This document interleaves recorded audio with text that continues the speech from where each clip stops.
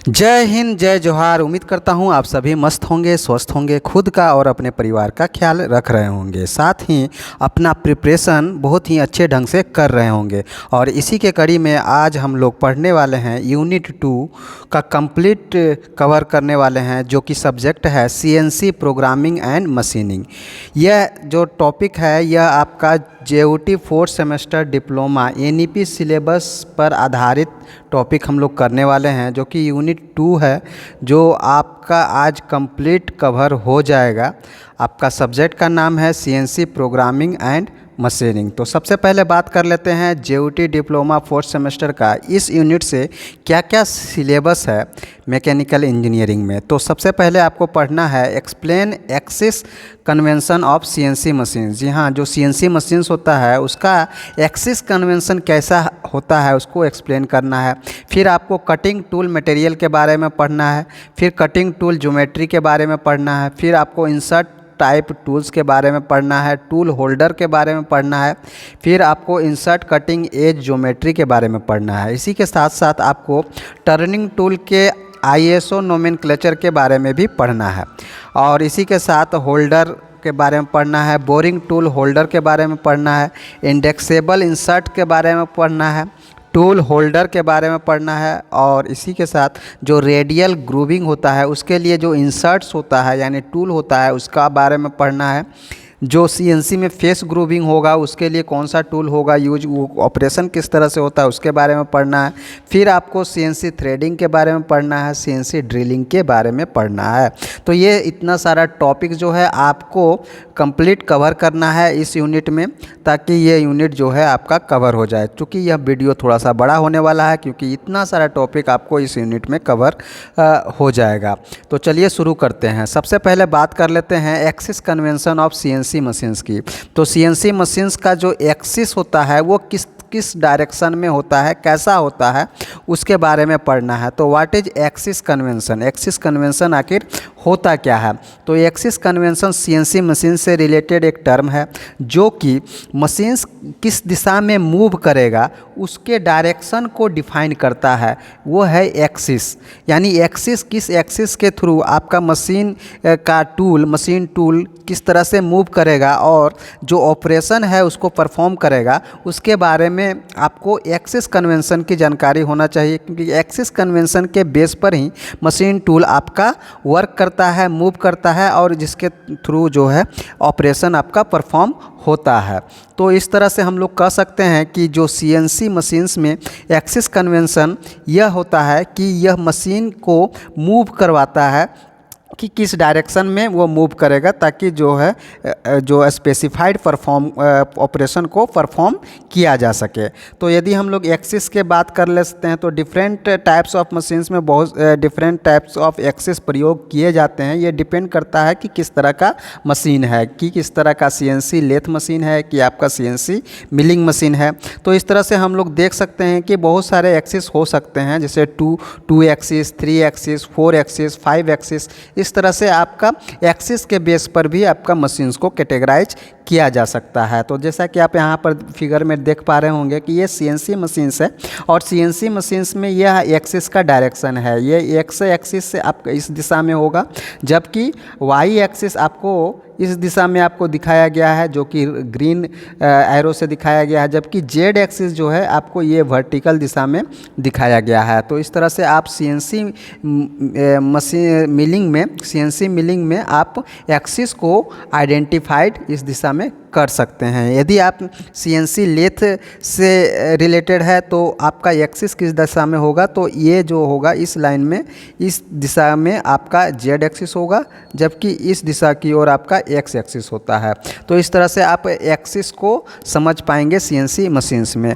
और यदि हम लोग एक्स एक्सिस की बात कर लें तो उसका डायरेक्शन किस तरह से होता है, तो लेफ़्ट टू राइट जो मूव करेगा उसको हम लोग एक्स एक्सिस में रखेंगे, जबकि वाई एक्सिस क्या होगा, तो फ्रंट टू बैक, जब आप खड़े होंगे तो जहाँ से आपका फ्रंट होगा जॉब का वो फ्रंट और टू बैक, यहाँ पर आप देख सकते हैं सीएनसी में फ्रंट टू बैक, आप यहाँ पर ऑपरेटर खड़ा होगा और यहाँ से देखिए फ्रंट और ये बैक, ये फ्रंट हो गया ये बैक हो गया। तो इस तरह से वाई एक्सिस को आप इसमें रख सकते हैं। उसी प्रकार जेड एक्सिस है, तो जेड एक्सिस को हम लोग किस तरह से रख सकते हैं, तो जेड एक्सिस का जो डायरेक्शन होता है वो अप एंड डाउन होता है, यानी वर्टिकल होता है। तो इसको आप सीएनसी मिलिंग के संदर्भ में देख सकते हैं कि जो जेड एक्सिस है ये अप और डाउन में इस तरह से आपको दिखाया गया है। तो इस तरह से आपको एक्सिस का नॉलेज होना बहुत ज़रूरी है सीएनसी मशीन्स के बारे में। जो एक्सिस का नॉलेज है वो आपका इस टिप्स से भी याद रख सकते हैं, राइट हैंड रूल से। यदि थंब को आप रिप्रेजेंट करेंगे तो वो एक्स एक्सिस को रिप्रेजेंट करेगा, इंडेक्स फिंगर को आपको वाई एक्सिस को रिप्रेजेंट करेगा, जो मिडिल फिंगर होगा वो आपका जेड एक्सिस को रिप्रेजेंट करेगा। इस तरह से सीएनसी मशीन्स में आपको एक्सिस की जानकारी होनी चाहिए। यदि आप सीएनसी लेथ के में हैं तो यदि आप सीएनसी लेथ में हैं तो दो तरह का एक्सिस आपको देखने को मिलेगा, एक जेड एक्सिस और एक्स एक्सिस। एक्स एक्सिस को हम लोग कैसे रिप्रेजेंट करेंगे, किस दिशा में हम लोग एक्स एक्सिस को रखेंगे, तो जो मूव करेगा टूल इन एंड आउट, यानी आपका डायमीटर कंट्रोल के माध्यम से जो टूल मूव करेगा इन और आउट उस दिशा में हम लोग एक्स एक्सिस को रखेंगे। जबकि टूल मूव करेगा किस में, जो आपका पार्ट है, जो आपका पार्ट बन रहा है उसके लेंथ के अलोंग, जो है जॉब है उसके लेंथ के अलोंग यदि मूव कर रहा है तो उसको हम लोग जेड एक्सिस में रिप्रेजेंट करेंगे। वहीं सीएनसी मिलिंग में हम लोग किस तरह से रिप्रेजेंट करेंगे, तो एक्स वाई जेड जो एक्सिस होगा सीएनसी में वह लीनियर पोजीशनिंग को रिप्रेजेंट करेगा, जबकि और ये एक्सिस होगा जैसे कि ए बी सी एक्सिस होगा वह क्या करेगा, वो रोटेशन को क्या करेगा, रिप्रेजेंट करेगा। यानी जहाँ भी ए बी सी एक्सिस आपको देखने को मिलेगा सीएनसी मिलिंग में तो वो रोटेशन एक्सिस होता है, जबकि एक्स वाई जेड एक्सिस जो होगा वह क्या होगा, वो आपका लीनियर एक्सिस होता है। तो इस तरह से आप सीएनसी मशीन्स में एक्सिस को समझ सकते हैं। यदि हम लोग 3 एक्सिस सीएनसी मशीन्स की बात करें तो वो आपका कौन सा एक्सिस होगा, तो एक्स वाई और जेड ये 3 तरह का एक्सिस मिलेगा। जबकि 4 एक्सिस सीएनसी मशीन में होगा तो वो क्या होगा, वो एक्स वाई जेड तो होगा ही होगा, और साथ में जो रोटेशनल एक्सिस होता है उसमें ए बी या सी तीनों में से कोई एक एक्सिस होगा। यदि हम 5 एक्सिस सीएनसी मशीन्स की बात करें तो एक्स वाई जेड ये पोजिशनिंग आपका लीनियर पोजिशनिंग एक्सिस होगा। उसके बाद ए बी या फिर बी और सी में से कोई एक, ठीक है। तो इस तरह से 5 एक्सिस सीएनसी, 4 एक्सिस सीएनसी और 3 एक्सिस सीएनसी भी आपको देखने को मिलता है। अब हम लोग दूसरे टॉपिक पर इंटर करते हैं। तो दूसरा टॉपिक है आपका कटिंग टूल मटेरियल। जी हाँ, सीएनसी मशीन्स है, आपको उससे ऑपरेशन करवाना है, आपको जॉब पे काम करना है, आपको एक फिनिशिंग प्रोडक्ट बनाना है, तो आपको सबसे इम्पॉर्टेंट टर्म क्या है, टूल होना चाहिए। अब टूल होगा तो टूल किसी न किसी मटेरियल से बना होगा, तो वह मटेरियल कैसा होगा, किस तरह का टूल होता है, किस तरह से दिखता है, वो आप इस स्लाइड में देख सकते हैं। देखिए डिफरेंट टाइप्स ऑफ टूल इस स्लाइड में दिखाया गया है, जिसमें आप different types of CNC tools को आप देख सकते हैं। देखिए ये जो सीएनसी मशीन्स है ये यहाँ पर आपका जॉब है और जो टूल है वो आपका यहाँ पर लगा हुआ है, तो ये आपका टूल हो गया। इस प्रकार से बहुत सारा डिफरेंट कटिंग टूल भी आप देख सकते हैं, जैसे सिंगल पॉइंट टूल हो गया, ग्राइंडिंग व्हील टूल हो गया, रिमर टूल हो गया, बोरिंग बार टूल हो गया, मिलिंग कटर हो गया, सैपर हो गया, हॉबिंग करने के लिए टूल हो गया, ब्रॉच करने के लिए टूल हो गया, ड्रिलिंग करने के लिए ड्रिल बिट हो गया। तो इस तरह से आपको बहुत सारा टूल भी आपको पता होना चाहिए सीएनसी में वर्क करने के लिए। तो वही हम लोग को पढ़ना है, टूल का जो मटेरियल होता है वो किस तरह का होता है। तो जो कटिंग टूल मटेरियल होता है वो क्या होता है कि एक तरह का सबस्टांस है जिसका यूज हम लोग किस लिए करते हैं, तो मैन्युफैक्चर करने के लिए करते हैं, कोई प्रोडक्ट बनाने के लिए करते हैं। तो जैसे कि कोई भी प्रोडक्ट बनाना है तो ऑपरेशन करना होगा, कोई ना कोई प्रोसेस के थ्रू करेंगे, तो या तो ड्रिल करेंगे, कटिंग करेंगे, इस तरह से। तो इस तरह से हम लोग को ये कटिंग टूल मटेरियल क्या है, एक तरह का सबस्टांस है जिसका यूज हम लोग डिफरेंट ऑपरेशन को करने के लिए हम लोग करते हैं। मैंने टूल्स हमको बनाना है, तो टूल बनाना है तो कैसा बनेगा, तो कटिंग टूल मटेरियल का बनेगा। अब ये कटिंग टूल मटेरियल किस तरह का होना चाहिए, उसमें ऐसा क्या गुण होना चाहिए, तो बहुत सारा प्रॉपर्टीज होना चाहिए कटिंग टूल मटेरियल के लिए। जो मटेरियल से आप टूल बना रहे हैं उसका कुछ ना कुछ विशेष गुण होना चाहिए। तो वो गुण क्या क्या होना चाहिए, तो वो प्रॉपर्टीज में रूप में हार्डनेस होना चाहिए, बहुत ही हार्ड वाला मटेरियल होना चाहिए ताकि आपको कट कर सकें। आप जो प्रोडक्ट है उससे हम लोग फाइनल प्रोडक्ट कर सकें। तो उसके लिए क्या होगा, कटिंग करने के लिए तो हार्ड होना चाहिए, तो हार्डनेस की गुण होना चाहिए। दूसरा है टफनेस की गुण होना चाहिए। जो भी मटेरियल से आप कटिंग टूल बनाएंगे तो उसमें कैसा प्रॉपर्टी होना चाहिए, तो टफनेस का प्रॉपर्टी होना चाहिए। टफनेस का मतलब क्या होता है, तो टफनेस का मतलब होता है कि वैसा प्रॉपर्टी जो फ्रैक्चर होने को रोके, जो फ्रैक्चर होने से उसको बचाए, उसको हम लोग टफनेस कहेंगे। फिर कैसा प्रॉपर्टी होना चाहिए, वियर रेजिस्टेंस होना चाहिए। जो आपका टूल है जल्दी वो घिसे नहीं, जल्दी उसका वियर टियर ना हो, उसका टूल लाइफ ज़्यादा हो, इसलिए वैसा मटेरियल का क्या होना चाहिए गुण, वियर रेजिस्टेंस का गुण होना चाहिए। फिर है हॉट हार्डनेस होना चाहिए कि हाई टेम्परेचर भी उसका हार्डनेस जो है वो मेंटेन रहे। बहुत ज़्यादा हीटिंग हो जाए फिर भी उसका जो हार्डनेस है, शक्ति है, वो क्या हो, वो मेंटेन हो। इसलिए उसमें क्या होना चाहिए, उसमें आपका हॉट हार्डनेस का भी गुण होना चाहिए। फिर आपका केमिकल स्टेबिलिटी, मान लिया जाए कोई भी वर्कपीस मटेरियल है तो उसके साथ जल्दी रिएक्ट ना करे, तो रिएक्ट ना करे इसके लिए कैसा गुण होना चाहिए, इसके लिए केमिकल स्टेबिलिटी की गुण होना चाहिए। तो ये सारा बातें आपको कटिंग टूल मटेरियल में देखने को मिलेगा। इसके साथ ही आपको यदि बहुत सारा टाइप्स की बात करें तो कटिंग टूल मटेरियल का कितना प्रकार होता है, कितना टाइप होता है, तो वो भी हम लोग जान लेते हैं। तो बहुत सारा टाइप्स आपको देखने को मिलेगा मटेरियल में ही, जैसे हाई स्पीड स्टील, जिसको हम लोग शॉर्ट फॉर्म में HSS बोलते हैं। जब आप एक CNC मशीन्स में एक ऑपरेटर के एज ए पोस्ट पर काम करेंगे तो आपको बहुत सारा मटेरियल से बना हुआ टूल मिलेगा, जिसमें आपको हाई स्पीड स्टील से भी बना हुआ टूल देखने को मिलेगा। इसका क्या गुण होता है, इसका क्या फीचर होता है, तो यह टफ होगा, बहुत जल्दी यह घिसेगा नहीं। दूसरी है कि यह ग्राइंड जो है ईजिली कर देगा। ये हाई स्पीड स्टील जो टूल होता है इसको हम लोग किस ऑपरेशन में यूज करते हैं, तो ड्रिलिंग के लिए कर सकते हैं, टैप्स करने के लिए कर सकते हैं, या फिर लेथ टूल के रूप में भी यूज करते हैं बहुत। फिर अगला मटेरियल के रूप में आपका कार्बाइड से बना हुआ टूल भी देखने को मिलेगा। उसका क्या गुण है, तो वो क्या है, बहुत ज़्यादा हार्ड होता है, रेजिस्टेंस वियर होता है, मतलब वो वियर जो है जल्दी नहीं होगा। फिर इसका जो स्पीड है वो बहुत ही अच्छा हाई स्पीड होता है। इसका यूज कहाँ पर होता है, तो इंसर्ट टूल के रूप में इसका यूज हो सकता है। इसके साथ साथ मिलिंग कटर के रूप में भी इस मटेरियल से बना टूल का यूज होता है। फिर सिरेमिक्स से भी बना टूल मटेरियल होता है, जो सिरेमिक्स से भी बना कटिंग टूल मटेरियल होता है, जो कि इसका गुण क्या है, तो यह बहुत ज़्यादा एक्सट्रीमली हार्ड होता है। यह एक किस तरह का होता है, तो ब्रिटल होता है कि डक्टाइल होता है, तो यह एक ब्रिटल होता है या और हीट रेजिस्टेंस होता है। तो सिरेमिक्स से भी बना टूल आपको देखने को मिलेगा। इसका एप्लीकेशन कहाँ पर है, कहाँ यूज करते हैं, तो हाई स्पीड जहाँ फिनिशिंग की आवश्यकता होता है वहाँ पर सिरेमिक्स से बना हुआ टूल का यूज कर सकते हैं। इसी के साथ जो अगला जो कटिंग टूल मटेरियल है वो क्यूबिक बोरोन नाइट्राइड से बना भी कटिंग टूल होता है, ठीक है। तो ये एक तरह का मटेरियल है जिससे हम लोग कटिंग टूल बनाते हैं।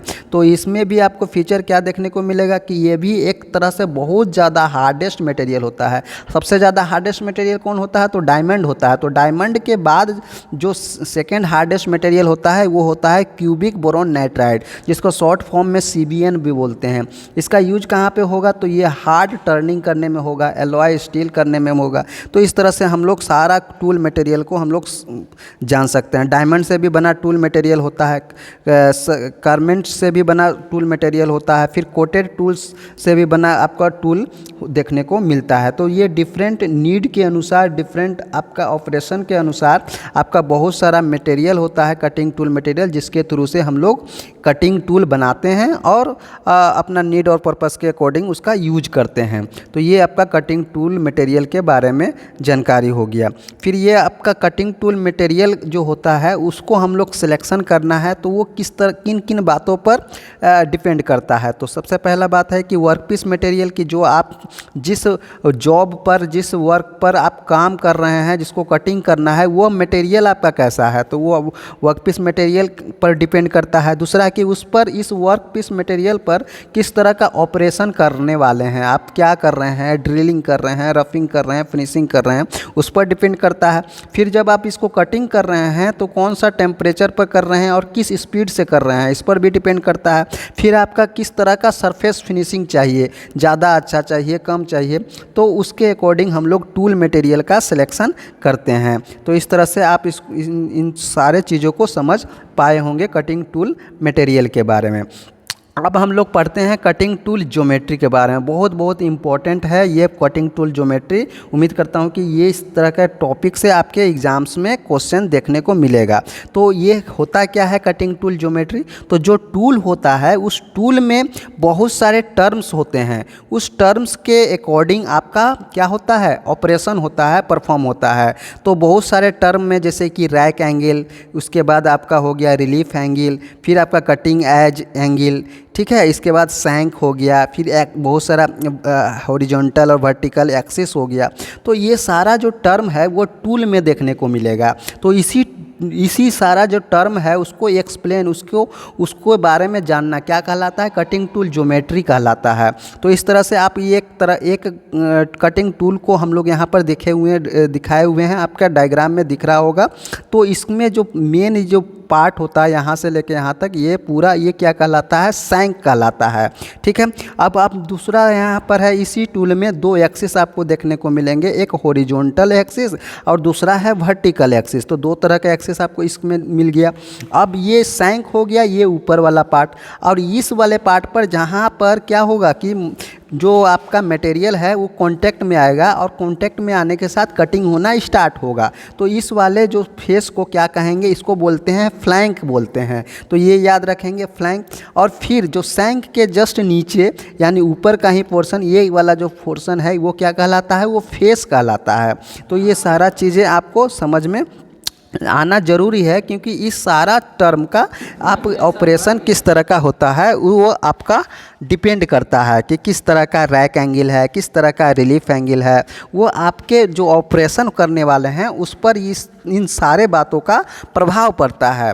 तो यहाँ पर देख सकते हैं जो रैक एंगल होता है वो एंगल किस दो बीच का एंगल है। तो ये देख सकते हैं यहाँ से ये वाला जो पोर्शन लाइन है और ये वाला जो लाइन है, इसके बीच का जो एंगल मिलेगा उसको हम लोग रैक एंगल बोलते हैं। अब चूँकि रैक समझ रहे हैं, रैक घर में भी होता है जिसमें हम लोग किताब कॉपी रखते हैं, तो उसी तरह का यहाँ का पोर्शन आपको देख सकते हैं कि यहाँ पर देखने को मिलेगा। तो इसको यहाँ जो एंगल बन रहा है इस पर, तो उसी को बोलते हैं रैक एंगल। चूँकि यह साइड में बना हुआ है तो इसलिए इसको बोल देंगे साइड रैक एंगल। अब देखिए यहाँ पर साइड रैक एंगल हो गया। अब उसके नीचे ही देखिए यहाँ पर एक बैक, यानी इस कटिंग टूल के पीछे बैक में ही एक एंगल मिलेगा जिसको हम लोग बैक रैक एंगल बोलते हैं। तो इसको हम लोग BR से रिप्रेजेंट करते हैं। तो ये आप रैक एंगल समझ गए कि साइड रैक एंगल होगा, एक बैक एंगल होगा। कहाँ पर होगा, तो ये आपका सैंक के जस्ट नीचे वाला एंगल पर होगा। फिर आपका होगा कि कटिंग एज एंगल। अब एज मतलब होता है किनारा, किस किनारा पर वो कट कर रहा है, तो वहाँ पर भी एक एंगल बनेगा।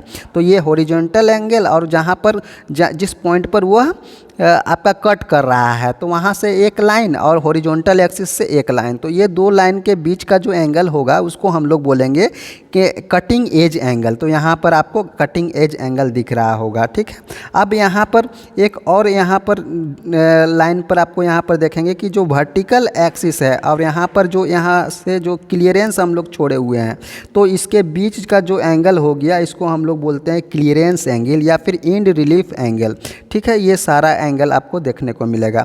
ठीक है, इसके अलावा जो है साइड रिलीफ एंगल, आप यहाँ पर इस वाले पोर्शन को देख सकते हैं। तो ये दोनों के बीच, इस दोनों लाइन के बीच जो जहाँ पर आपका एक एंगल बन रहा है उसको हम लोग साइड रिलीफ एंगल बोलते हैं। तो ये हो गया हमारा। इस वाले पोर्शन को कटिंग एज बोलेंगे, जहाँ पर क्या होगा कि कट करेगा, वहाँ पर क्या होगा कि वर्कपीस को कॉन्टेक्ट में आएगा और वहाँ से मटेरियल रिमूव होना स्टार्ट करेगा। तो इस तरह से यह जो है वो सिंगल पॉइंट टूल का टूल ज्योमेट्री है। जो जितना सारा टर्मिनोलॉजी है उसको आपको समझना चाहिए। ये भी डायग्राम से आप रेफरेंस ले सकते हैं और इस डायग्राम से रेफरेंस ले सकते हैं, ठीक है। इसके अलावा तो इसमें आपका टूल ज्योमेट्री के बारे में आप लोग पढ़ लिए। तो इस तरह से हम लोग टूल ज्योमेट्री क्या होता है, जो आपका टूल का शेप होता है, एंगल होता है, उस सबों टर्म को जानना क्या कहलाता है, टूल ज्योमेट्री कहलाता है। और टूल ज्योमेट्री के मदद से ही उसका जो कटिंग होने का कैसा परफॉर्मेंस है ये डिसाइड होता है। चिप जो निकलता है वो किस तरह का निकलेगा ये टूल ज्योमेट्री पर ही डिपेंड करता है। उसका फिनिशिंग कैसा होगा, जो आपका मटेरियल पर वर्क पीस पर जब वर्क करेंगे तो वो किस तरह का फिनिशिंग देगा, यह भी आपका टूल ज्योमेट्री पर डिपेंड करता है। तो इस तरह से हम लोग जान सकते हैं। फिर बहुत सारे टर्म में आता है वो इम्पोर्टेंट में रैक एंगल, जिसको हम लोग अल्फ़ा से रिप्रेजेंट करते हैं। अल्फ़ा से रिप्रेजेंट करते हैं। अभी हम लोगों ने बताया कि रैक एंगल क्या होता है, तो रैक फेस और वर्टिकल प्लेन, रैक फेस और वर्टिकल प्लेन के बीच का एंगल को क्या कहते हैं, रैक एंगल। देखिए यहाँ पर रैक फेस और वर्टिकल प्लेन, ठीक है, ये सभी दो बीच का एंगल को क्या कहेंगे हम लोग, रैक एंगल कहेंगे। तो रैक एंगल यदि आपका पॉजिटिव है तो आपका कटिंग कैसा होगा, आसानी से होगा। और फोर्स जो है वो कैसा होगा, वो कम बल लगाने पर आसानी से कट हो जाएगा जब आपका रैक एंगल पॉजिटिव होगा। यदि आपका रैक एंगल निगेटिव है तो एज जो होगा, कटिंग एज, वो स्ट्रॉन्ग होगा। और यह जो होता है ये निगेटिव रैक एंगल किसके लिए होता है, तो हार्ड मटेरियल के लिए होता है। तो इस तरह से आप लोग इसको याद रख सकते हैं। फिर आपका रिलीफ एंगल होता है जिसको हम गामा से रिप्रेजेंट करते हैं। तो यह क्या होता है, यह प्रिवेंट करता है टूल रबिंग ऑन वर्कपीस पर टूल रबिंग को से बचाता है, ठीक है। तो जितना ज़्यादा, जैसे कि बहुत छोटा जो है रिलीफ एंगल या फिर क्लियरेंस एंगल होगा तो उसको हम लोग फ्रिक्शन देगा। और यदि बहुत ज़्यादा लार्ज यदि रिलीफ एंगल होगा तो उसका एज क्या होगा, वो वीक होगा। तो इस सारा बातों का ध्यान रखना पड़ता है। फिर आपका है एक नोज रेडियस। यहाँ पर नोज रेडियस, तो नोज क्या होता है, तो देखिए यह नोज मतलब हिंदी में क्या समझते हैं, नाक होता है। तो उसी तरह का नाक के शेप का ये आपका क्या होगा, यहाँ पर पॉइंट होगा। तो इस वाले टर्म को क्या कहते हैं हम लोग, नोज कहते हैं। देखिए इसमें भी होगा आपका यहाँ पर नोज रेडियस। देखिए ये वाला यहाँ जो टर्म है यहाँ पर ये क्या है, नोज रेडियस। यहाँ सबसे अगला हिस्सा टूल का उसको हम लोग बोलते हैं नोज रेडियस। तो नोज रेडियस को हम लोग आर से डिनोट करते हैं। ये कॉर्नर पर होता है, राउंडेड होता है, जिसको जो टूल का जो टिप पॉइंट होता है, टिप होता है, उसी पर इस पर राउंडेड कॉर्नर पर होता है, जिसको हम लोग नोज रेडियस बोलते हैं। इस तरह से नोड रेडियस जो है ये क्या करता है, जो सरफेस का फिनिश है उसको इम्प्रूव करता है और टूल का स्ट्रेंथ को बनाए रखता है। मतलब ज़्यादा नोज रेडियस होगा तो टूल स्ट्रेंथ ज़्यादा होगा और ज़्यादा नोज रेडियस होगा तो सरफेस फिनिश भी ज़्यादा होगा। तो इन सारा चीज़ों को ध्यान में रखना होता है आपको टूल ज्योमेट्री में। अब हम लोग बात करते हैं इंसर्ट टाइप कटिंग टूल। अब कटिंग टूल के बारे में पढ़ लिए हम लोग। अब टूल टाइप में एक इंसर्ट टाइप कटिंग टूल होता है। इंसर्ट कहने का मतलब क्या होता है कि इंसर्ट करने का मतलब उसको इंसर्ट करना, उसको लगाना, उसको क्या कहते हैं, बदलना, है ना। तो यहाँ पर देखिए ये आपका टूल है, या टूल के बीच में जो ये जो येलो कलर का दिख रहा है ये पीस, यही आपका कटिंग टूल है। तो यह कटिंग टूल क्या हो सकता है, जब यह घिस जाएगा या फिर हमको दूसरा कुछ ऑपरेशन करना है, चेंज करना है, तो ये हमको क्या करता है, इसको हम लोग हटा सकते हैं, निकाल सकते हैं और निकाल के दूसरा टाइप का टूल हम लोग यूज कर सकते हैं। तो इसको हम लोग बोलते हैं इंसर्ट टाइप कटिंग टूल। मतलब इंसर्ट मतलब दूसरा टूल हम लोग इंसर्ट कर सकते हैं। जैसा कि इस वाले डायग्राम में देख सकते हैं कि यहाँ पर ये एक वर्कपीस है जिस पर डिफरेंट टाइप्स ऑफ ऑपरेशन किया जा रहा है। तो जहाँ पर आपको कटिंग करना है तो यहाँ पर देखिए इस तरह का टूल का यूज किया हुआ है। फिर आपको यहाँ पर क्या है कि स्टेप टर्निंग किया हुआ है, तो देखिए अलग तरह का टूल हम लोग यूज किए हैं। देखिए यहाँ पर कैम्फरिंग किया हुआ है तो अलग तरह का टूल यूज कर रहे हैं। तो इस तरह से अलग अलग ऑपरेशन के लिए हम लोग अलग अलग टूल का यूज करते हैं और हम लोग उसको इंसर्ट करते हैं। तो इस तरह के टूल को, इस प्रकार के टूल का नाम होता है इंसर्ट टाइप कटिंग टूल, है ना। तो ये आपका इंसर्ट टाइप कटिंग टूल होता है। तो इंसर्ट टाइप कटिंग टूल का बहुत सारा पार्ट्स होता है जिसमें आपको शेप में मिलेगा। जैसे कि यदि सी है तो ये रोम्बिक होता है 80 डिग्री पर, यदि टी शेप का है तो ट्रायंगल होता है 60 डिग्री पर, यदि एस शेप का है तो स्क्वायर होता है 90 डिग्री, और डी है तो डायमंड होगा, फिर यदि वी है तो डायमंड 35 डिग्री। तो इस तरह से हम लोग इंसर्ट टाइप कटिंग टूल में भी बहुत सारा टर्म होता है। इसके अलावा जो इसमें आपका जो इंसर्ट टाइप कटिंग टूल है उसका भी क्या होगा, नोमेनक्लेचर होगा, टूल ज्योमेट्री होगा। तो जैसे इसमें भी आपका नोज रेडियस पाया जाएगा, रैक एंगल पाया जाएगा, कटिंग एज पाया जाएगा, चिप ब्रेकर ज्योमेट्री पाया जाएगा। तो इस तरह से आपको इंसर्ट टाइप कटिंग टूल के बारे में जान सकते हैं। अब इसका कुछ स्टैंडर्ड है, ठीक है। आईएसओ के द्वारा क्या करता है, स्टैंडर्ड दिया गया है कि ये इसका साइज होगा, इसका शेप होगा। तो जैसा कि कोई कटिंग टूल है और उसका जो है नाम यानी उसको इंडिकेट किया गया है CNMG 120408। तो इसका मतलब क्या होगा, जब आप CNC में वर्क करेंगे तब इस तरह का टूल में इस तरह का नाम देखेंगे तो इसका मीनिंग आप क्या समझेंगे।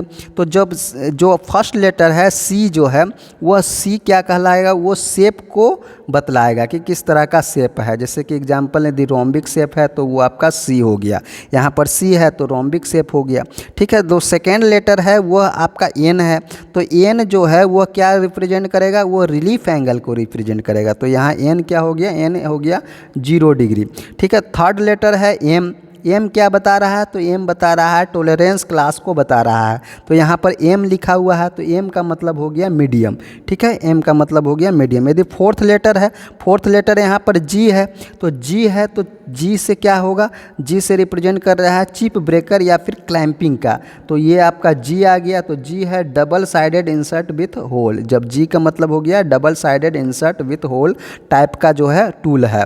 फिर आपका फिफ्थ और सिक्स नंबर यानी 12 के बारे में बता रहा है। तो 12 क्या है कि जो आपका टूल है उसका साइज है, वो साइज है यानी लेंथ है, यानी 12 कहने का मतलब 12 mm का वो इंस्क्राइब्ड सर्कल है जो टूल है। फिर आपका सेवेंथ लेटर क्या है, हमारा सेवेंथ लेटर है 04 जो कि थिकनेस को बता रहा है। 04 यानी थिकनेस, यानी 04 यानी 4 mm का थिकनेस है। उसी प्रकार जैसे कि 08 है तो 08 क्या बताएगा, यह बताएगा नोज रेडियस को बताएगा, ठीक है, नोज रेडियस यानी 08 यानी 0.8 mm का नोज रेडियस है। तो इतनी बातें आपको जानना चाहिए जो insert type CNC cutting tool में आपको देखने को मिलेगा। इसका एडवांटेज क्या होता है कि इस तरह के इंसर्ट टाइप कटिंग टूल को हम लोग रीशार्पनिंग की आवश्यकता, मतलब जब कोई चीज़ घिस जाता है घर में, कोई भी चीज़ कटिंग टूल मतलब होता है कि क्या होता है कि यदि हम लोग गांव में दाव बैसला वगैरह टांगा वगैरह होता है तो वो घिस जाएगा तो उसको क्या करते हैं, उसको रीशार्पनिंग करते हैं, उसको पिजाते हैं फिर से। तो ये इस तरह का टूल में हम लोग रीशार्पनिंग करने की आवश्यकता नहीं होती है। दूसरा है कि इस तरह के टूल को जो है आसानी से रिप्लेस कर सकते हैं, इसको बदल सकते हैं, ठीक है। उसके बाद जो क्वालिटी है वो तहासा बहुत ही अच्छा फिनिशिंग देता है, यानी इसका कंसिस्टेंट जो है क्वालिटी बहुत ही अच्छा होता है। फिर इसका है जो बहुत ही हाई स्पीड मशीनिंग करना है तो इस तरह का टूल को आप रेफ़र कर सकते हैं। तो इस तरह से आप इंसर्ट टाइप कटिंग टूल के बारे में समझ गए होंगे। और नेक्स्ट टॉपिक पर चलते हैं, टूल होल्डर। टूल होल्डर आखिर क्या होता है। अब तो होल्डर का मतलब पता ही है, यदि घर में हैं आप तो बॉल आता है तो बॉल किस पर अटैच रहता है, होल्डर पर अटैच रहता है। ठीक उसी प्रकार बॉल हो गया टूल, और टूल को होल्ड करने के लिए होल्डर चाहिए, तो आपको उस तरह का होल्डर को क्या कहेंगे, टूल होल्डर कहेंगे। तो टूल होल्डर एक तरह का डिवाइस है जो कि CNC में पाया जाता है या फिर कन्वेंशनल मशीन्स में भी पाया जाता है, जो कि क्या काम करता है, होल्ड करने का काम करता है इंसर्ट्स को। इंसर्ट्स कहने का मतलब इंसर्ट टाइप टूल, ठीक है। तो जो इंसर्ट्स है उसको होल्ड करने का काम करता है। तो इस तरह से वो टूल होल्डर काम में आता है। तो टूल होल्डर में भी बहुत सारा पार्ट्स होगा, सैंक होगा, इंसर्ट पॉकेट होगा, जहाँ पर जो इंसर्ट सीट है वो वाला एरिया को हम लोग इंसर्ट पॉकेट बोलेंगे। क्लैंपिंग मैकेनिज्म, जो आपका इंसर्ट होगा यानी जो टूल होगा उसको क्लैंप यानी पकड़ के रखेगा, तो क्लैंपिंग मैकेनिज्म भी टूल होल्डर में देखने को मिलेगा। सपोर्ट सीट भी देखने को मिलेगा, जो कि क्या होगा, जो इंसर्ट होता है यानी टूल होता है उसको क्या करेगा, सपोर्ट प्रोवाइड करने का काम करेगा। फिर जहाँ जहाँ कटिंग जोन होगा वहाँ पर क्या होगा, कूलेंट करने के लिए वहाँ पर कूलेंट का चैनल लगा होगा। तो इस तरह से टूल होल्डर भी आपको आपके सिलेबस में पढ़ना है। तो टूल होल्डर के बारे में इतनी जानकारी आपको रखना चाहिए। अब बहुत सारे टूल होल्डर भी आपको देखने को मिलेंगे। तो टर्निंग ऑपरेशन है तो टर्निंग टूल होल्डर देखने को मिलेगा। फिर बोरिंग बार देखने को मिलेगा, जो कि बहुत सारा आपका जो बोरिंग बार होता है उसको होल्ड करता है। फिर आपका मिलिंग टूल होल्डर होगा, जो मिलिंग टूल्स को होल्ड करने का काम करेगा। जो ग्रूविंग या पार्टिंग होल्डर है तो वो भी आपको टूल होल्डर में देखने को मिलेगा। थ्रेडिंग टूल होल्डर देखने को मिलेगा, ड्रिलिंग होल्डर देखने को मिलेगा। तो इतने टाइप्स का आपका टूल होल्डर देखने को मिलेगा, जहाँ जिसका अलग अलग जगह पर अलग अलग इसका एप्लीकेशंस है, इसका यूज है। तो इतनी बातें आपको याद रखना है। यदि आपको टूल होल्डर है तो उसका भी ISO कोड होता है, जैसे PDJNR 2020K15। इसका मीनिंग क्या हो गया, तो P का मतलब होता है इंसर्ट शेप, जो आप टूल दे रहे हैं वो टूल का शेप कैसा है। D का मतलब हो गया होल्डर स्टाइल, किस तरह का स्टाइल है। J का मतलब हो गया इंसर्ट क्लियरेंस, क्लियरेंस एंगल कितना है। फिर आपका N का मतलब हो गया इंसर्ट होल्डिंग मेथड, किस तरह से हम लोग उसको होल्ड कर रहे हैं। फिर आपका R का मतलब हो गया राइट हैंड टूल। फिर 2020, ये इसका मतलब हो गया सैंक साइज यानी 2020। ये क्या है 2020, तो 220 × 20, इसका क्या हो गया सैंक साइज हो गया 20 mm × 20 mm। यदि K15 का मतलब हो गया तो ये क्या हो गया इंसर्ट टाइप टूल हो गया कि किस तरह का यह टूल है। तो ये ISO कोड भी होता है टूल होल्डर के लिए। फिर ISO कोड होता है कटिंग टूल के लिए, जो हम लोग पिछले स्लाइड में देख चुके हैं। इसका एडवांटेज क्या है, क्या इसका लाभ है, तो यह क्या है, इस होल्डर के मदद से हम लोग जो इंसर्ट है टूल है उसको आसानी से रिप्लेस कर सकते हैं। फिर इसको जो हाई स्पीड कटिंग टूल होता है उसको आसान स्ट्रॉन्गली जो है क्लैंपिंग करके इसको रख सकते हैं। फिर जो ज्योमेट्री है वो प्रिसीजन देगा, वो बहुत ही अच्छा यानी एक्यूरेसी देगा। फिर आपका जो टूल होगा उसका लाइफ बढ़ जाएगा। फिर आपका इंटरचेंजेबिलिटी, फिर स्टैंडर्ड इंसर्ट, फिर आपको जो स्टैंडर्ड इंसर्ट है उसको आसानी से हम लोग उसको बदल सकते हैं। तो इतने बातें आपको टूल होल्डर के बारे में जानकारी होना चाहिए। फिर आपका नेक्स्ट है ISO टर्निंग टूल नोमेनक्लेचर। फिर अब जो टर्निंग टूल होता है उसका क्या क्या नोमेनक्लेचर होता है उसके बारे में जानना है। तो सबसे पहले जान लेते हैं टर्निंग ऑपरेशन। आखिर टर्निंग ऑपरेशन होता क्या है।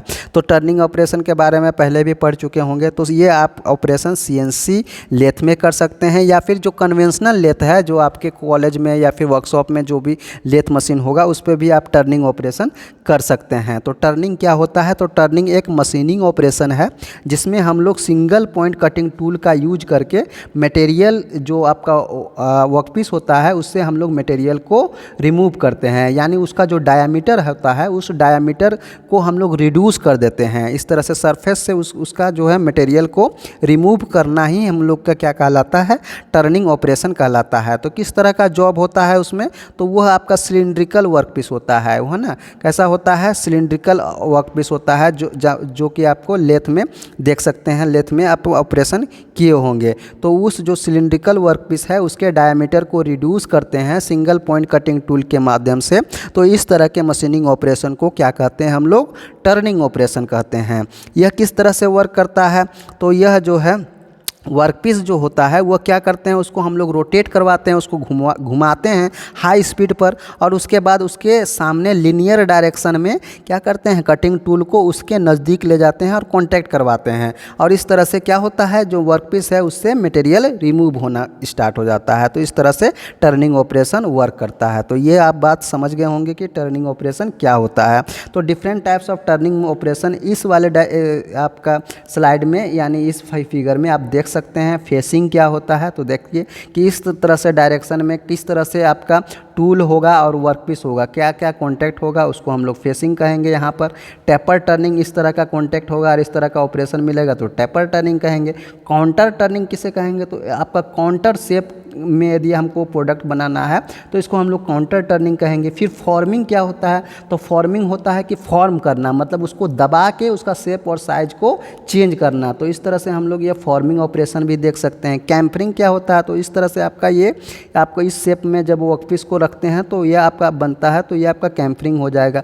पार्टिंग ऑफ क्या हो गया कि पार्टिंग मतलब पार्ट करना, यानी ये आपका जो ये वर्कपीस है इस तरह से आपको इसको एक दो पार्ट में बना दे रहे हैं, तो इसको पार्टिंग ऑफ हो गया। फिर थ्रेडिंग, थ्रेड का मतलब समझते हैं जिसमें नट बोल्ट कसा जाता है, तो इस तरह का जो थ्रेड जो बनता है उसको हम लोग बोलते हैं थ्रेडिंग, ठीक है। फिर बोरिंग है, यहाँ पर जिस तरह से हम लोग मेटल को रिमूव कर रहे हैं इस ऑपरेशन को इस दिशा में फीड करके कटिंग टूल को, तो इसको हम लोग बोरिंग कहते हैं। फिर आपका हो गया ड्रिलिंग, ड्रिलिंग क्या हो गया, तो ड्रिलिंग और बोरिंग, देखिए जनरली ड्रिलिंग और बोरिंग में होल ही करते हैं, लेकिन देखिए दो या तीन टर्म इसमें जो है डिफरेंट होता है। बोरिंग जो होता है उसका जो फिनिशिंग होता है वो काफ़ी अच्छा होता है, जब ड्रिलिंग होता है तो उसका जो अंदर का फिनिशिंग है वो रफ हो रहता है, तो ये अंतर आप समझ सकते हैं, ठीक है। तो इस तरह से बोरिंग और ड्रिलिंग हो गया। नर्लिंग क्या कह सकता है, जो आपका बाहर का जो सरफेस है उस सरफेस को क्या करना है, रफ करना है एक डिजाइन के एक पैटर्न के माध्यम से, है ना, तो उसको हम लोग नर्लिंग कहते हैं। तो ये तरह से आप इस सारा ऑपरेशन को आप समझ पाए होंगे। तो ये सभी जो है इस सभी ऑपरेशन में क्या हो रहा है, मेटल को रिमूव कर रहे हैं, वर्कपीस से मेटल को रिमूव कर रहे हैं, तो ये सारा ऑपरेशन टर्निंग ऑपरेशन के अंदर ही आएगा, है ना। तो ये हो गया हमारा। अब जो है इस टर्निंग ऑपरेशन में किस तरह का टूल यूज कर सकते हैं, तो single point cutting tool use कर सकते हैं, जो कि किससे बना होगा, हाई स्टील से बना होगा, फिर हाई कार्बाइड से बना हो सकता है, टूल होल्डर होगा, कूलेंट सिस्टम भी होगा, ठीक है। तो इस तरह से हम लोग टर्निंग ऑपरेशन कर सकते हैं। अब चलिए बात करते हैं टूल नोमेनक्लेचर का। जो टर्निंग ऑपरेशन है उसमें जो टूल होगा वह टूल को कैसे आप पहचान पाएंगे, उस टूल का क्या क्या नंबर होता है ISO स्टैंडर्डाइज, उसको आप कैसे जान पाएंगे और किस तरह से यूज कर पाएंगे। जब आप CNC में काम करेंगे तो टूल होगा, अब टूल को किस तरह से आप उसको पहचानेंगे, उसका क्या स्टैंडर्ड नोमेनक्लेचर होता है, उसको कैसे जानेंगे, तो इस स्लाइड में आप इस चीज़ों को समझ पाएंगे। तो टूल होल्डर नोमेनक्लेचर जो होता है वो ISO के द्वारा स्टैंडर्ड किया गया है, स्टैंडर्ड दिया गया है, जो आप इस प्रकार से देख सकते हैं। जैसे कि एक एग्जांपल पे ले लें कि एक टूल का नोमेनक्लेचर ये है, क्या है, PCLNL 25 और जो है 25। तो यहाँ पर आप देख सकते हैं टर्निंग टूल नोमेनक्लेचर की किस तरह से किया जाता है, इसका स्टैंडर्ड। तो ये स्टैंडर्ड यदि टर्निंग टूल ये है, तो यदि आपका इसका नोमेनक्लेचर इस तरह से दिया हुआ है PCLNL 25M और उसके बाद 12, इसका मीनिंग क्या हुआ, तो जो P है वह क्या है, वो आपका इंसर्ट क्लैम्पिंग मेथड, किस तरह से उसको क्लैंपिंग किया गया है। C का मतलब हो गया इंसर्ट शेप, L का मतलब हो गया जो होल्डर स्टाइल है वो कैसा है, N का मतलब हो गया कि जो इंसर्ट क्लियरेंस एंगल कितना है वो, अब L का मतलब हो गया जो हैंड ऑफ होल्डर है वो कैसा है। फिर 25 का मतलब हो गया कि सैंक का हाइट कितना है। फिर आपका फिर 25 हो गया कि सैंक का विथ कितना है, यानी 25 लिखा हुआ तो 25 mm हो गया। जबकि M जब लिखा हुआ है तो इसका मीनिंग क्या हो गया, होल्डर लेंथ, जो होल्डर है उसका लेंथ कितना है। इसके अलावा जो 12 है इसका मतलब क्या हो गया, जो कटिंग एज है उसका लेंथ कितना है। तो 12 है तो ये 12 mm का कटिंग लेंथ हो गया। तो यहाँ पर इस तरह का आपका जो कटिंग टूल होता है, टर्निंग टूल होता है, उसका नोमेनक्लेचर देखने को मिलेगा। यहाँ पर 4 जो पैरामीटर है वो बहुत ज़्यादा इम्पोर्टेंट है और सभी जो CNC ऑपरेटर हैं उनको ये 4 जो है पैरामीटर पता होना चाहिए। तो 4 पैरामीटर में कौन कौन सा है, जो रेड टाइप है, जैसे कि यहाँ पर C हो गया, L हो गया, N हो गया और ये 12 हो गया। ये 4 पैरामीटर बहुत ज़्यादा अंडरस्टैंडिंग की ज़रूरत है ताकि उसको इसका एप्लीकेशन बहुत ज़्यादा होता है। तो इस प्रकार से टर्निंग टूल नोमेनक्लेचर आप देख सकते हैं। यदि आपका टर्निंग टूल नोमेनक्लेचर है वो किस तरह का, जैसे कि इंसर्ट शेप है वो किस तरह से डिसाइड करते हैं, होल्डर स्टाइल किस तरह से डिसाइड करते हैं, इंसर्ट क्लैंपिंग मेथड जो है वो किस तरह से डिसाइड करते हैं। तो ये जितना भी पैरामीटर है उसको हम लोग डिसाइड करने का जो तरीका है वो इस स्लाइड में दिया गया है, इसको आप लोग समझ सकते हैं। इसके अलावा नेक्स्ट जो टॉपिक है वो आपका है CNC boring tool, CNC boring tool. अब सबसे पहले बात कर लेते हैं कि CNC बोरिंग यानी बोरिंग ऑपरेशन जो होता है वो क्या होता है। तो यह एक प्रिसीजन इंटरनल मशीनिंग प्रोसेस है, जो कि प्रिसीजन इंटरनल मशीनिंग प्रोसेस है जो कि CNC मशीन्स पर परफॉर्म होता है, जिसमें हम लोग क्या करते हैं, जो इनसाइड डायमीटर होता है उस इनसाइड डायमीटर के को क्या करते हैं हम लोग, लार्ज करते हैं, उसको बढ़ाते हैं, है ना। तो इस तरह से जो प्री ड्रिल्ड किया हुआ रहता है या कास्ट होल्ड रहता है उसी में हम लोग क्या करते हैं, बोर करते हैं। यानी बोर करने का मतलब जो उसका इनसाइड डायमीटर है उस डायमीटर को बढ़ाना यानी लार्ज करना। इसमें हम लोग टाइट टॉलरेंस अचीव करते हैं और उसका जो फिनिशिंग होता है वो क्या होना चाहिए, स्मूथ सरफेस फिनिशिंग होना चाहिए। और इसके साथ ही जो होल का अलाइनमेंट है वो क्या होना चाहिए, वो एक्यूरेट होना चाहिए। इसके साथ यदि हम लोग बात करते हैं CNC बोरिंग टूल की, तो CNC बोरिंग टूल में आपको 3 तरह का सेम ऑपरेशन देखने को मिलेगा, ड्रिलिंग ऑपरेशन, बोरिंग ऑपरेशन और रेमिंग ऑपरेशन। खासकर इसमें स्टूडेंट लोग कंफ्यूज कर जाते हैं ये 3 ऑपरेशन में, कि तीनों में होल ही होता है लेकिन उन सबों का करने का तरीका अलग होता है। तो देखिए यहाँ पर रिमिंग ऑपरेशन इस वाले डायग्राम में देख सकते हैं। रिमिंग ऑपरेशन में क्या होता है, जो पहले से होल किया हुआ रहता है यहाँ पर, और उस होल में उसका जो सरफेस होता है, उसके किनारे का सरफेस होता है, उस सरफेस को हम लोग क्या करते हैं, इसमें स्मूथ करते हैं, फिनिशिंग देते हैं।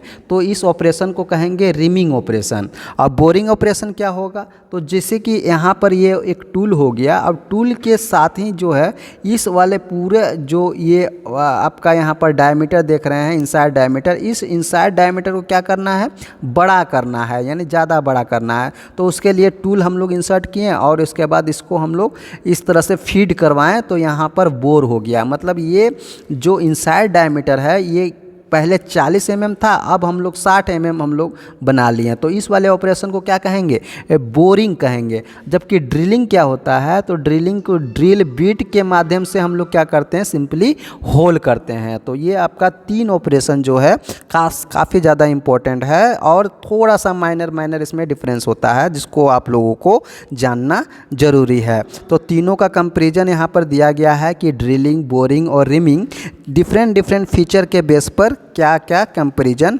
होता है। जैसे कि टूल क्या है, पर्पस क्या होता है। तो ड्रिलिंग में क्रिएट हम लोग होल करते हैं, बोरिंग में जो आपका होल होता है उसको हम लोग लार्ज बनाते हैं, और रिमिंग में जो क्या होता है, जो सरफेस फिनिशिंग होता है, जो पहले से किया हुआ होल होता है उसको फाइनल फिनिशिंग करते हैं।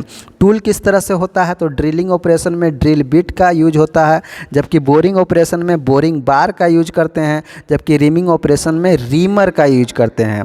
एक्यूरेसी क्या होगा, तो ड्रिलिंग में जो एक्यूरेसी मिलेगा वो लो मिलेगा, बोरिंग में मीडियम टू हाई मिलेगा और रिमिंग में सबसे ज़्यादा हाई एक्यूरेसी मिलेगा। इसके साथ से सरफेस फिनिशिंग की बात कर लेते हैं। तो ड्रिलिंग ऑपरेशन में सरफेस जो फिनिशिंग होगा वह जनरली ज़्यादा फिनिशिंग नहीं होता है, स्मूथ नहीं होता है, वो रफ होता है। बोरिंग में मीडियम में होगा, जबकि रिमिंग में क्या होगा, बहुत ही अच्छा स्मूथ फिनिशिंग आपको मिलेगा। फिर इसके अलावा ड्रिलिंग में जो मटेरियल यूज होगा वो रिमूव होगा, वो किस तरह से होगा, वो बहुत ही हाई होगा, ये मॉडरेट लेवल का होगा, और ये रिमिंग में क्या होगा, लो होगा। मतलब मटेरियल का रिमूव होगा वह ड्रिलिंग में हाई होगा, बोरिंग में मॉडरेट होगा और रिमिंग में लो होगा। टॉलरेंस किस तरह से रखते हैं, तो टॉलरेंस ±0.1 mm का, ±0.01 mm का बोरिंग में, और रिमिंग में 0.005 mm का टॉलरेंस रखते हैं। तो ये बातें आपको पता होना चाहिए ड्रिलिंग, बोरिंग और रिमिंग ऑपरेशन में। अब CNC में हम लोग क्या कर रहे हैं, बोरिंग कर रहे हैं। तो बोरिंग टूल किस तरह का होता है, तो ये आप देख सकते हैं, ये सारा जो फिगर डायग्राम में देख रहे हैं इमेज में, ये सारा चीज़ें जो हैं वो CNC बोरिंग टूल है। ये टूल होल्डर है और ये आपका बोरिंग मशीन है, सीएनसी बोरिंग मशीन है, जिसमें से यहाँ पर टूल लगा होगा और नीचे क्या होगा, जॉब होगा और उस पर हम लोग बोर करेंगे। तो ये आपका सीएनसी बोरिंग हो गया। और सीएनसी बोरिंग टूल किस तरह का होगा, तो जो सीएनसी में बोरिंग ऑपरेशन करने के लिए जिस टूल का यूज करते हैं उसको हम लोग सीएनसी बोरिंग टूल कह सकते हैं। यह एक प्रिसीजन कटिंग टूल होता है जो कि सीएनसी मशीन्स में यूज होता है।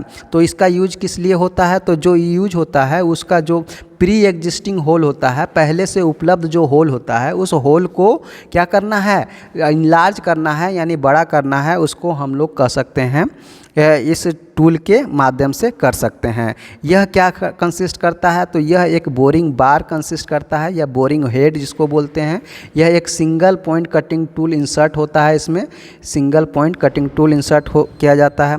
अब इसमें बहुत सारा टाइप भी देखने को मिलेगा सीएनसी बोरिंग टूल में, जिसमें आपको मिलेगा boring bar, adjustable boring head, digital boring head, twin cutter boring head और फाइन बोरिंग टूल। तो ये सारा चीज़ आपको सीएनसी बोरिंग टूल का टाइप्स आपको देखने को मिलेगा। इसके साथ ही जो बोरिंग टूल होता है, बोरिंग टूल होगा, उसको होल्ड करने के लिए होल्डर होगा। तो एक सीएनसी बोरिंग होल्डर भी आपको देखने को मिलेगा जिसका आईएसओ नोमेनक्लेचर होता है। जैसे कि इस तरह का नोमेनक्लेचर आपको यदि देखने को मिलेगा S25 TPTFNL16, ये आपका बोरिंग टूल है, उसका नोमेनक्लेचर दिया हुआ है। तो इसका मीनिंग क्या होता है, तो ये एस का मतलब हो गया कि टाइप ऑफ बार किस तरह का है, 25 का मतलब जो बार है उसका डायमीटर कितना है, तो 25 mm। टी है आपका बार लेंथ, पी है आपका इंसर्ट क्लैंपिंग मेथड, फिर आपका टी है इंसर्ट शेप, आपका एफ है बार लीड एंगल और एन है इंसर्ट रिलीफ एंगल, आपका हैंड है, एल है जो हैंड टूल है, जबकि 16 क्या है, हमारा एज लेंथ है, कटिंग टूल का जो है एज लेंथ होता है। तो इस तरह से आप कटिंग टूल होल्डर के बारे में भी समझ गए हैं। अब आपको एक नेक्स्ट टॉपिक है, वो है इंडेक्सेबल टूल होल्डर। इंडेक्सेबल टूल होल्डर का मतलब क्या होता है कि वैसा टूल होल्डर जिसमें हम लोग उसको रिप्लेस कर सकें, रिप्लेस करके दूसरा हम लोग इंसर्ट कर सकें। रिप्लेसेबल कटिंग इंसर्ट होता है, वैसा क्या करेगा, यह इस तरह का होल्डर होता है जिसके माध्यम से जिसमें हम लोग कटिंग टूल को यानी कटिंग इंसर्ट को क्या कर सकते हैं, रिप्लेस कर सकते हैं। तो उसको हम लोग वैसे तरह का होल्डर को हम लोग क्या कहेंगे, इंडेक्सेबल टूल होल्डर कह सकते हैं। इसमें इंडेक्सेबल टूल होल्डर में क्या क्या फीचर देखने को मिलेगा, तो ये आपका इसमें होगा टूल सैंक, इंसर्ट पॉकेट होगा, कटिंग इंसर्ट होगा, क्लैंप होगा और कूलेंट होल होगा। यह टूल सैंक क्या होगा, जो मेन बॉडी होता है जिस पर टूल टरेट या स्पिंडल क्या होता है, माउंट होता है, उसको हम लोग टूल सैंक कहेंगे। फिर आपका इंसर्ट पॉकेट क्या होगा कि जो आपका जिस सीट पर मशीन्ड होता है, जहाँ पर इंसर्ट सीट जो है लगाया जाता है, उसको आप लोग इंसर्ट पॉकेट कहेंगे। कटिंग इंसर्ट क्या होगा, तो जहाँ पर रिप्लेसेबल टिप होगा उसको हम लोग कटिंग इंसर्ट कहेंगे। क्लैंप जहाँ पर होगा वो क्लैंप हो जाएगा। तो इस तरह से हम लोगों को इंडेक्सेबल टूल होल्डर भी समझ सकते हैं। फिर नेक्स्ट जो आपका टॉपिक है वो है रेडियल ग्रूविंग। रेडियल ग्रूविंग, तो देखिए इस तरह का जब आप स्लॉट में इसको कटिंग करते हैं, कट नहीं कर रहे हैं, बस इसको बना रहे हैं, तो इस तरह से आपका जब स्लॉट बनता है तो इसको हम लोग बोलते हैं ग्रूविंग। और चूँकि यह रेडियल डायरेक्शन में हो रहा है तो इसको हम लोग रेडियल ग्रूविंग कह सकते हैं। तो रेडियल ग्रूविंग क्या होता है, तो यह एक सीएनसी ऑपरेशन है जहां पर ग्रूव बनाया जाता है, ग्रूव को कट किया जाता है perpendicular to the axis of cylindrical workpiece. जो सिलिंड्रिकल वर्कपीस है उसके एक्सिस के परपेंडिकुलर हम लोग ग्रूव जब बनाते हैं तो उसको हम लोग क्या कहेंगे, रेडियल ग्रूविंग ऑपरेशन कहेंगे। यह बहुत सारा टाइप में इसको हम लोग करते हैं, जिसमें हम लोग रेडियल ग्रूविंग के लिए बहुत सारा इंसर्ट यानी टूल का यूज होता है, जिसमें आपका फेस ग्रूविंग इंसर्ट जिसको बोलते हैं, इसको हम लोग FR से रिप्रेजेंट करते हैं। FR हो गया फेस ग्रूविंग इंसर्ट, ठीक है। ISO डिजिग्नेशन के अकॉर्डिंग बहुत सारा टूल होता है, जैसे FR, GFR, FGR। ये इसका यूज कहाँ पर होगा, तो राइट और लेफ़्ट हैंड फेस ग्रूविंग करने के लिए। फिर आपका इंसर्ट है MGMN टाइप, ठीक है। तो ये आपका कहाँ पर यूज होगा, तो स्पेशल होल्डर या फिर रेडियल के लिए, स्पेशल होल्डर के लिए हम लोग इसको यूज करते हैं। तो इस तरह से different types of radial grooving insert आपको देखने को मिलेगा, जो आपको इस स्लाइड में देखने को मिलेगा, रेडियल ग्रूविंग। इसके अलावा जो है रेडियल ग्रूविंग के साथ साथ जो है नेक्स्ट इसका यूज कहाँ कहाँ पे होता है, तो ये आपका वाल्व फेस पर सील ग्रूव बनाने के लिए, फिर आपका रिंग ग्रूव बनाने के लिए, ओ रिंग ग्रूव पंप फेस पर जो है ओ रिंग ग्रूव बनाने के लिए, बेरिंग सीट के लिए फेस स्लॉट बनाने के लिए, तो ये रेडियल ग्रूविंग का यूज होता है। इसके साथ आपका आता है फेस ग्रूविंग। अब हम लोग रेडियल ग्रूविंग यहाँ पर ग्रूव कर रहे थे, ठीक है। अब हम लोग फेस पर इसके देखिए यहाँ पर जो इसका डायमीटर है इसका ये फेस हो गया, अब यहाँ पर ग्रूविंग कर रहे हैं, इस वाला डायग्राम में आप समझ सकते हैं। तो यहाँ पर इस तरह का जो ग्रूविंग हो गया उसको हम लोग बोलते हैं फेस ग्रूविंग। तो ये ऑपरेशन से हम लोग फेस ग्रूविंग कर सकते हैं। जो फेस ग्रूविंग के लिए जो टूल यूज होगा तो इस तरह का टूल आपको देखने को मिलेगा। अब फेस ग्रूविंग का मतलब क्या होता है, तो ये भी एक तरह का मशीनिंग ऑपरेशन है जिसमें हम लोग सर्कुलर ग्रूव कट करते हैं। कहाँ पर, तो रोटेटिंग वर्कपीस है उसके फेस पर सर्कुलर ग्रूव जब हम लोग कट करते हैं तो उसको हम लोग क्या बोलते हैं, फेस ग्रूविंग बोलते हैं, ठीक है। तो ये हम लोग को फेस ग्रूविंग। फेस ग्रूविंग का उद्देश्य क्या है, पर्पस क्या है, तो ओ रिंग ग्रूव्स बनाने के लिए, सीलिंग ग्रूव बनाने के लिए, रिटेनिंग रिंग ग्रूव बनाने के लिए, तो ये सारा चीज़ें बनाने के लिए हम लोग फेस ग्रूविंग करते हैं।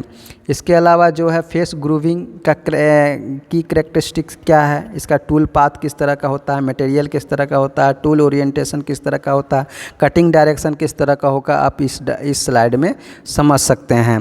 फेस ग्रूविंग टूल कंपोनेंट बहुत सारा होता है, तो फेस ग्रूविंग इंसर्ट मिलेगा, टूल होल्डर मिलेगा, क्लैंप होगा, कूलेंट चैनल होगा, तो ये सारा चीज़ें आपको फेस ग्रूविंग ऑपरेशन के दौरान ये सारा कंपोनेंट देखने को मिलेगा। इसके अलावा जो उसका टाइप क्या क्या है कि फेस ग्रूविंग जो है उसका इंसर्ट टाइप क्या क्या है, तो रेडियल इंसर्ट मतलब ये सब आपका क्या है, टूल है। राउंड इंसर्ट हो गया, मल्टी कॉर्नर इंसर्ट हो गया। तो जिस तरह का ग्रूविंग आपको चाहिए ना उस तरह का आपको टूल भी लेना पड़ेगा, यानी इंसर्ट लेना पड़ेगा। इंसर्ट कहने का मतलब क्या हुआ, इंसर्ट कहने का मतलब हो गया टूल, कटिंग टूल, ठीक है। तो याद रखेंगे फेस ग्रूविंग के बारे में। तो ये सारा चीज़ types of face grooving insert हो गया, तो ये सारा चीज़ें आपको याद रखना है। नेक्स्ट है आपका सीएनसी थ्रेडिंग। सीएनसी थ्रेडिंग, अब सीएनसी मशीन के थ्रू आपको थ्रेड बनाना है। तो इस तरह से डायग्राम में आप देख सकते हैं कि ये आपका क्या कहलाएगा, सीएनसी थ्रेडिंग कहलाएगा। देखिए यहाँ पे थ्रेड बन गया, ये आपका वर्कपीस है, ये आपका कटिंग टूल है जिससे थ्रेड बन रहा है, तो ये आपका थ्रेडिंग हो गया। तो ये आप सीएनसी में देख सकते हैं कि यहाँ पर भी आप थ्रेडिंग कर सकते हैं सीएनसी थ्रेडिंग में। तो सीएनसी थ्रेडिंग क्या है, तो एक तरह का मशीनिंग प्रोसेस है जिसमें हम लोग क्या करते हैं, थ्रेड कट करते हैं। थ्रेड कट करते हैं या तो वो इंटरनल हो सकता है या फिर एक्सटर्नल होता है। तो किस पर करेंगे हम लोग, वर्कपीस पर करेंगे। वर्कपीस पर हम लोग जब इंटरनल या एक्सटर्नल थ्रेड कट करते हैं तो वैसे मशीनिंग ऑपरेशन को सीएनसी थ्रेडिंग कहते हैं। बहुत सारा टाइप्स का सीएनसी थ्रेडिंग आपको देखने को मिलेगा, जैसे एक्सटर्नल किए तो external threading, internal threading, tapper किए तो tapper threading, multi start threads हो गया। तो इस तरह से हम लोग बहुत सारा सीएनसी थ्रेडिंग का टाइप भी आपको देखने को मिलेगा। जो आपका इसमें यूज होगा सीएनसी थ्रेडिंग में, जो टूल यूज होगा वो किस तरह का यूज हो सकता है, तो single point threading tool use हो सकता है, थ्रेड मिलिंग कटर यूज करते हैं, इंडेक्सेबल थ्रेड इंसर्ट यूज कर सकते हैं, टैपिंग टूल इंसर्ट यूज कर सकते हैं। तो ये आप सीएनसी थ्रेडिंग के लिए इतना सारा टूल जो है यूज कर सकते हैं।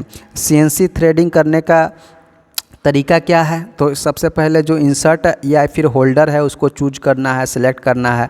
उसको सिलेक्ट कर लिए यानी टूल सिलेक्ट कर लिए, टूल होल्डर सिलेक्ट कर लिए। उसके बाद क्या करेंगे, जिस तरह का ऑपरेशन है उसके लिए हम लोग क्या करेंगे, प्रोग्राम बनाएंगे। यहाँ पर प्रोग्राम क्या होता है, तो बहुत सारा सिंबल, नंबर, डिजिट का यूज करके जो भी ऑपरेशन एक्टिविटी होता है उसको हम लोग एक कोडिंग के थ्रू हम लोग क्या करते हैं, प्रोग्राम बना लेते हैं। तो जी कोड के साथ प्रोग्राम बना लेंगे, फिर उस प्रोग्राम को जो है मशीन कंट्रोल यूनिट में फिट कर देंगे।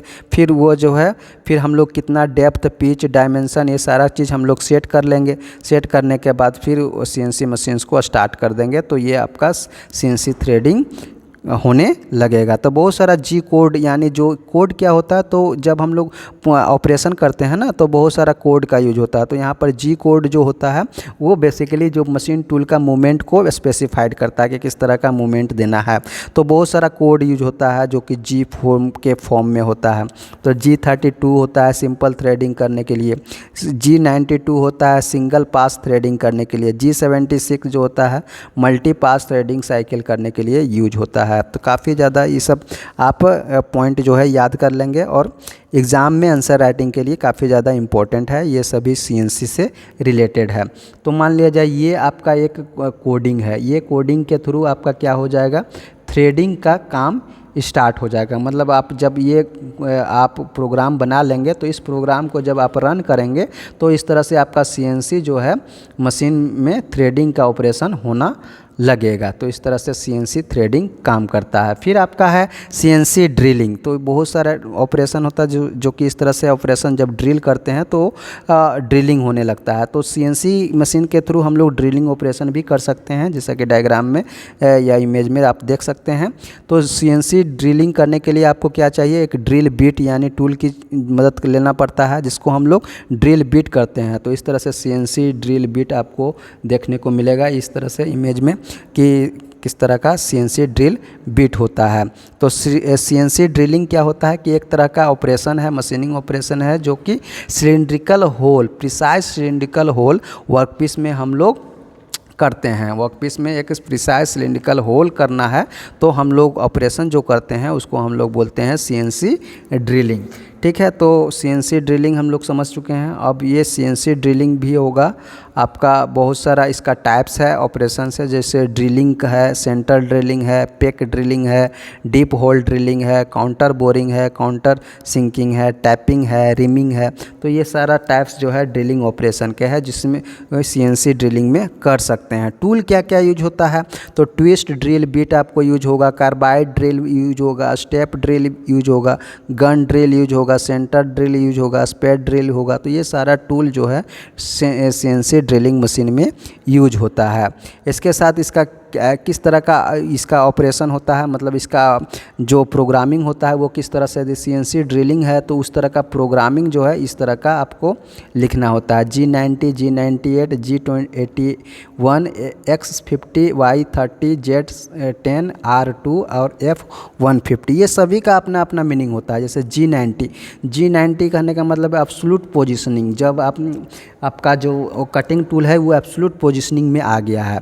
अब जो है return to initial point after cycle start होगा तो जहाँ से स्टार्ट हुआ फिर वहाँ पर चला जाएगा। फिर आपका G81 ड्रिलिंग साइकिल स्टार्ट हो गया, ड्रिल करना स्टार्ट हो गया G81 से। फिर आपको कितना जो है उसका लोकेशन क्या क्या है, तो XYZ से क्या होगा, उसका लोकेशन कहाँ पर हमको ड्रिल करना है तो उसका लोकेशन देंगे। तो आपका X एक्सिस पर 50 mm, Y एक्सिस पर 30 mm इस लोकेशन पर ड्रिल करना है, Z एक्सिस पर 10 mm ये फाइनल डेप्थ ये आपको देना है। तो इस तरह से सारा जो भी प्रोग्राम बनाते हैं ना वो आपका एक स्पेसिफिक मूवमेंट को रिप्रेजेंट करता है। तो इस तरह से प्रोग्राम का बहुत ज़्यादा रोल होता है CNC मशीन्स में। तो ये था हमारा यूनिट 2 का कंप्लीट चैप्टर। आप इस वीडियो के माध्यम से जो JOT 4th semester mechanical CNC programming का जो सब्जेक्ट है उसमें आपका यूनिट 2 ये यहाँ पर कंप्लीट कवर हो जाता है। उम्मीद करता हूँ आप सभी इस वीडियो को पसंद करेंगे और इससे आपके प्रिपरेशन में काफ़ी ज़्यादा हेल्प मिलेगा। नेक्स्ट वीडियो में हम लोग इसी के साथ यूनिट 3 लेकर आएंगे और बहुत ही जल्द उस वीडियो को हम लोग अपलोड करेंगे। बने रहिए हमारे साथ मैकेनिकल स्टडी विद शंकर बेदिया। यदि आप नए हैं तो इसको सब्सक्राइब कर लें और ज़्यादा से ज़्यादा स्टूडेंट तक इसको शेयर करें ताकि उनके प्रिपरेशन में इस वीडियो से काफ़ी हेल्प मिल सके। जय हिंद, जय जोहार।